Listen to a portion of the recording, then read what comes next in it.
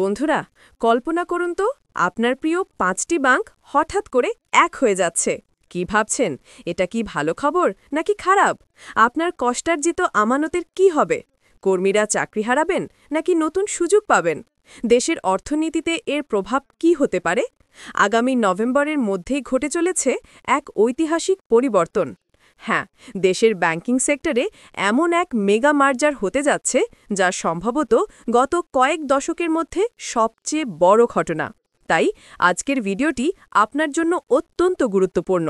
শেষ পর্যন্ত দেখুন, কারণ ছোট আমানতকারীদের জন্য রয়েছে দারুণ এক সুখবর। আজ আমরা কথা বলবো বাংলাদেশের ব্যাংকিং সেক্টরের এক যুগান্তকারী পদক্ষেপ নিয়ে, ৫টি ব্যাংকের একীভূতকরণ। সম্প্রতি বাংলাদেশ ব্যাংক জানিয়েছে Exim bank, social Islamic bank, first security Islamic bank, global Islamic bank এবং ইউনিয়ন ব্যাংক, এই ৫টি ব্যাংক এক হয়ে একটি নতুন রাষ্ট্রায়ত্ত ব্যাংকে পরিণত হতে চলেছে। অবিশ্বাস্য মনে হলেও এটি বাস্তবতা। কেন্দ্রীয় ব্যাংকের আশা, আগামী নভেম্বরের মাঝামাঝি সময়ের মধ্যেই এই পুরো প্রক্রিয়া সম্পন্ন হবে। প্রিয় ভিউয়ার্স, আজকের নতুন ভিডিওতে আপনাকে স্বাগত জানাচ্ছি।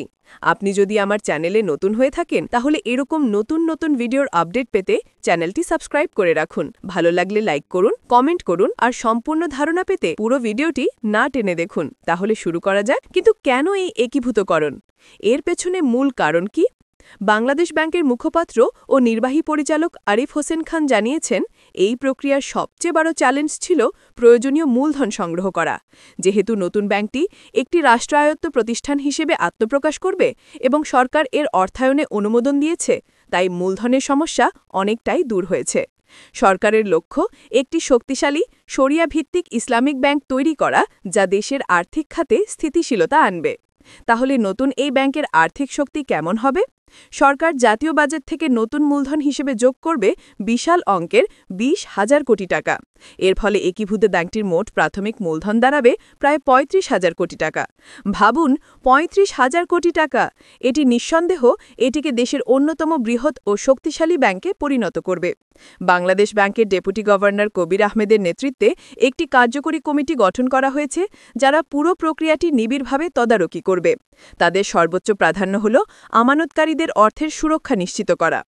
এখন আসি সবচেয়ে গুরুত্বপূর্ণ কথায়, যা আপনারা প্রথম থেকে জানতে চেয়েছেন। আমানতকারীদের কি হবে?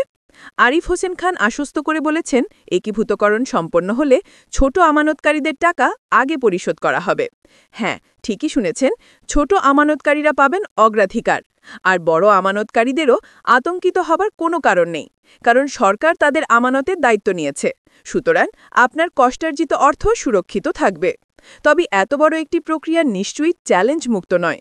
কেন্দ্রীয় ব্যাংকের কর্মকর্তারা জানিয়েছেন, একীভূতকরণে বিরোধীদের পক্ষ থেকে মামলা একটি বড় চ্যালেঞ্জ হতে পারে। তবে বাংলাদেশ ব্যাংক এ বিষয়ে আত্মবিশ্বাসী। তারা অ্যাটর্নি জেনারেলের অফিসের মাধ্যমে আইনি লড়াইয়ের জন্য সম্পূর্ণ প্রস্তুত রয়েছে। এক কর্মকর্তা জানান, বাংলাদেশ ব্যাংক সব ধরনের পরিস্থিতি মোকাবেলায় প্রস্তুত। একীভূতকরণের পর কি হবে? ৫টি ব্যাংকের বর্তমান পরিচালনা পর্ষদ বিলুপ্ত হয়ে যাবে। একটি নতুন বোর্ড গঠন করে প্রাথমিকভাবে বাংলাদেশ ব্যাংকে এর কার্যক্রম পরিচালনা করবে। তবে কর্মীদের ভবিষ্যৎ বা শাখা নেটওয়ার্ক একীভূতকরণ বিষয় এখনও কোনো চূড়ান্ত সিদ্ধান্ত হয়নি। এটি নিঃসন্দেহ একটি বড় প্রশ্ন, যার উত্তর জানতে আমাদের আরও কিছুদিন অপেক্ষা করতে হবে। কেন এই ব্যাংকগুলো একীভূত হচ্ছে তার একটি বড় কারণ লুকিয়ে আছে তাদের খেলাপি ঋণের পাহাড়ের নিচে। বাংলাদেশ ব্যাংকের তথ্য অনুযায়ী এই ৫টি ব্যাংকের সম্মিলিত খেলাপি ঋণের পরিমাণ প্রায় ১,৪৭,০০০ কোটি টাকা, যা তাদের মোট ঋণের প্রায় ৭৭%। এর মধ্যে ইউনিয়ন ব্যাংকের খেলাপি ঋণ ৯৮%, ফার্স্ট সিকিউরিটি ইসলামিক ব্যাংকের ৯৬%, গ্লোবাল ইসলামিক ব্যাংকের ৯৫%, সোশ্যাল ইসলামিক ব্যাংকের ৬২% এবং এক্সিম ব্যাংকের খেলাপি ঋণ ৪৮%। এই বিশাল অঙ্কের খেলাপি ঋণ দেশের অর্থনীতির জন্য একটি বড় বোঝা। সব মিলিয়ে দেশের ব্যাংকিং খাতে এক বিরাট পরিবর্তন আসতে চলেছে। এই একীভূতকরণ বাংলাদেশের অর্থনীতির জন্য কতটা সুদূরপ্রসারী প্রভাব ফেলবে তা সময় বলে দেবে। তবে সরকারের এই সাহসী পদক্ষেপ যদি সফল হয়, তাহলে দেশের আর্থিক খাত আরও শক্তিশালী ও স্থিতিশীল হবে, যা সাধারণ মানুষের আস্থা বাড়াতে সাহায্য করবে। আপনারা কি মনে করেন এই একীভূতকরণ সম্পর্কে? এটি কি দেশের ব্যাংকিং খাতের জন্য একটি পজিটিভ পদক্ষেপ? কমেন্ট করে আপনার মূল্যবান মতামত জানান। ভিডিওটি ভালো লাগলে লাইক করুন, বন্ধুদের সাথে শেয়ার করুন এবং আমাদের চ্যানেলটি সাবস্ক্রাইব করতে ভুলবেন না। আমরা আসছি নতুন কোনো তথ্য নিয়ে। ততক্ষণ পর্যন্ত ভালো থাকুন, সুস্থ থাকুন। ধন্যবাদ।